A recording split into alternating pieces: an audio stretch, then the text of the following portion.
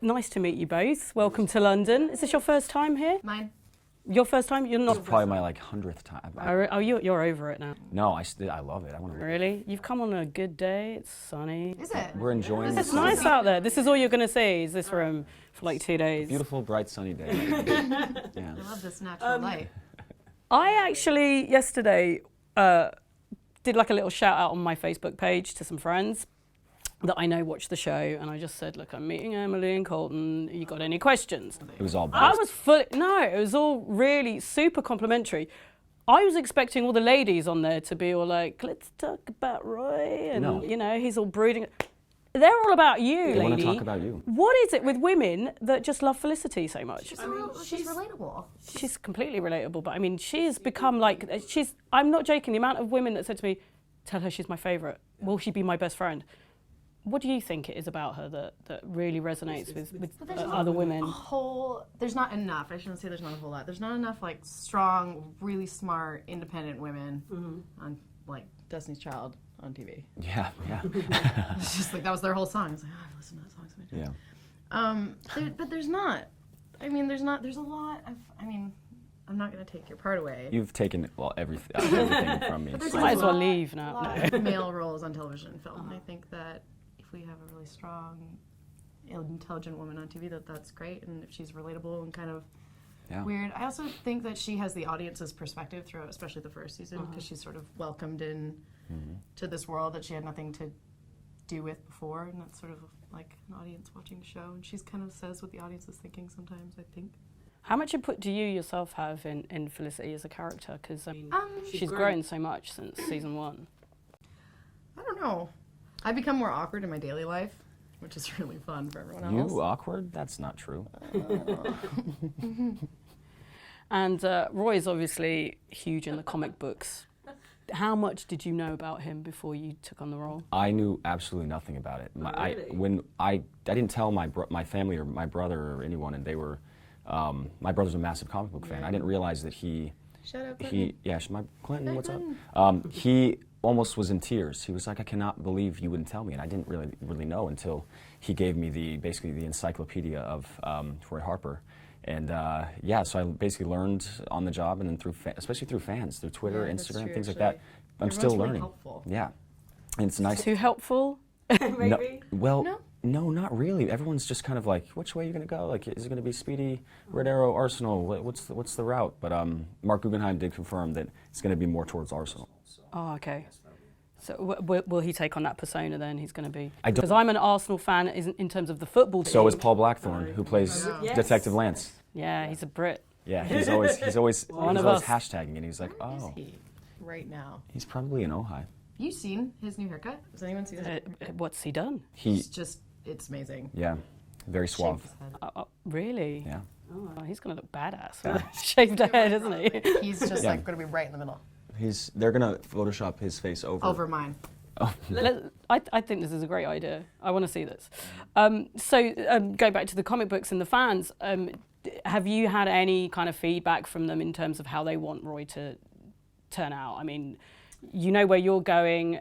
Has there been any sort of pressure? Do you feel pressure actually, you know, like to represent him the way they want him? I do feel a lot of pressure. The way that everyone seems to want him now is without his red hoodie and doing side-by-side salmon ladders with Oliver. That's how they want him now.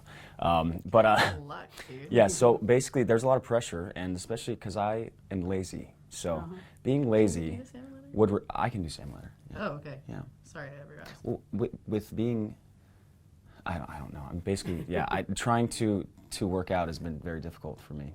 She's like in beast mode at all I tried times. doing a chin-up the other day. That shit's hard. Yeah. I don't think we can say shit. You can say it on our channel. Say what you like. Sweet. Oh, really? This is a tame interview so far, but get ready. We're cool with it. That should be your standard. Emily, do you want to do more action in the show? Because, I mean, Felicity's probably one of the few women that doesn't really get to do much in terms of... I would like to ninja stuff for my selfish reasons, because I like to hit things. Like I was thinking, people? I was like, that's not. Do you just hit people a lot? break things. Don't start. You're abusive. Oh no, I'm abusive. I'm just telling the world. I really want Felicity to do like mundane things, like take her shoes off and lie on her couch and eat a pizza. She could do that. She wears those heels, man. They look tough. That's the hardest thing in the show, right? Watching Emily Walking in heels. Don't.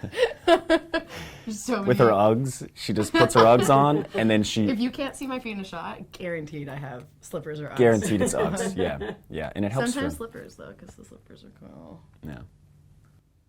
Carpet slippers. I heard that Peter Cushing, who played Grand Moff Tarkin in the first Star Wars movie, spent most of it on the Death Star being evil but wearing carpet slippers.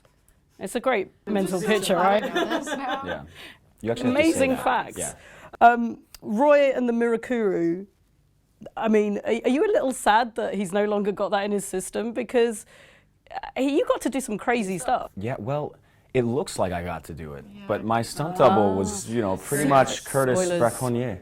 He was kind of I say that I'm his dialogue double because he does everything for me. Everything? Basically, if we had, an extra couple $1 million budget per episode, we'd be able to use the eight extra days for me to get something that is like a stunt choreography, because I can't walk and chew gum at the same time. So it's terrible. You've just shattered everyone's illusions now. Oh, I am not afraid. I am not the person that's like, I do all my own stunts. No, I basically do none of it. But yeah, I pop in and do a few punches here and there, which is. Oh, that sounds all right. And then he watches movies in his trailer. Is that what you do? This sounds like the best job in the world. Which is right beside mine. Yeah. And I'm like, hey, what And are you doing? I'm like, You're like, I'm working. I'm working. Yeah. So if you head on over to Google, there's a lot of Olicity stuff out there. I've never heard of that. Yeah. It's Ollie and Felicity, for those that don't know. We've been hinted at a lot of kind of potential romance between the two of them in the show. It's season 2, it's amped up considerably. Oh, yeah. People want this to happen. But do they really though? Oh, yeah. No, but do they really in their heart? Yeah, I think they really do. I love watching tortured love. Well, But I hate when I get it. And then they're like, yeah, okay, next. I usually switch shows. but basically, the thing that I don't know if the fans, have you talked about the thing that was cut out? The scene, they shot a scene, something happened between them that they did not air. Oh, Yeah.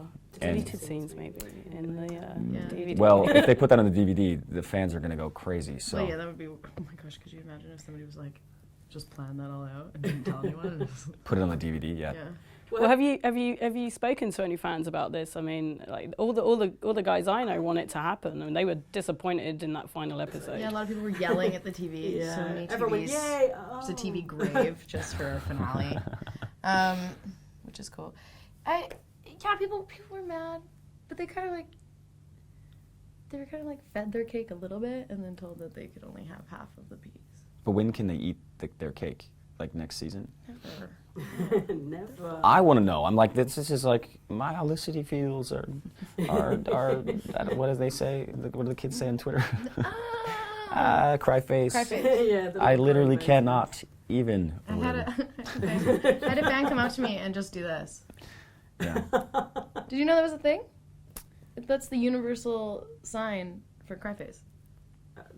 This is new to me as well. I'm clearly far too. We're just learning all the new slang and all the new. What's the universal symbol for the emoji of popcorn shrimp? I don't know. Is there one? There is a popcorn shrimp emoji. There's also 2 camels. If you go look at your emojis, there's a 1-hump camel and a 2-hump camel. Wow, this is amazing. You've changed my life considerably. DIY. Just in this DIY, no more. I'm all about the camels. So it's not something you want to see. Barry, on the other hand, and we've got a Flash show coming. Yeah, there's bound to be some crossovers. So I think so. Later on, probably in their series, because Flash has to take its own wings, I think. Yeah, of course. Or sneakers, if you will. Yeah. But that's a potential romance right there. Well, kind of, sort of already happening romance. Well, last time we sort of had Barry mentioned in our show, she found out that there was another woman visiting him while he was in a coma, and she was like, "Oh, good for you." Yeah. Story. And then she hasn't really been back to Central City, given at the end of season 2 or towards the end of the season there was so much more going on that seeing a guy who's unconscious in a coma and possibly not going to wake up is on her mind, but she just doesn't have the time to make the trip. I'm interested to see if her and Barry were to meet again, if he would come to Central City, or sorry, if he would come to Starling City, or if she would go to Central. Yeah, probably you'd probably go over there. But she wouldn't go to see him. I think she would go for a job. Oh. Because I don't think she would go to see him. Oh, okay. I think she would like run into him and be like, "Oh, I woke up like this." We're all very excited about season 3, so thanks for that little hint. And it's a pleasure to meet you both. Thank you too. Thank you. Thank you. Cheers. Thank you.